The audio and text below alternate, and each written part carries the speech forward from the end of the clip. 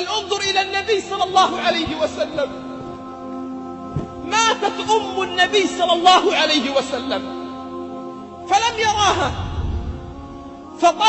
فطلب النبي صلى الله عليه وسلم، طلب من الله أن يستغفر لها فأبى. ثم طلب النبي صلى الله عليه وسلم، طلب أن يزورها فأذن الله له أن يزورها. يقول أنس رضي الله عنه: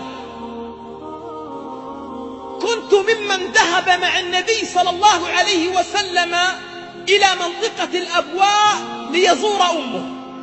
يقول أنس: اسمع أيها الحبيب، النبي ما رآها وطلب من الله أن يستغفر لها فلم يأذن الله أن يستغفر لها، إلا أن النبي صلى الله عليه وسلم لم ينسى حقها، ذهب إليها.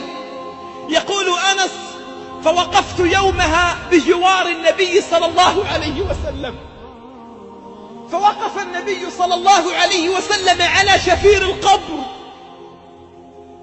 ثم بكى حتى بل صلى الله عليه وسلم لحيته، ثم من شدة البكاء بل صدره من الدموع،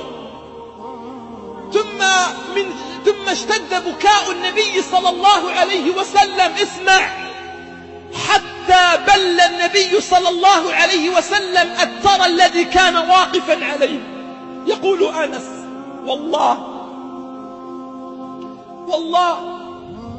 ما رأيت النبي صلى الله عليه وسلم بكى في حياته مثل هذا اليوم. والله ما رأيت النبي صلى الله عليه وسلم بكى في حياته مثل هذا اليوم. النبي صلى الله عليه وسلم يحن إلى أمه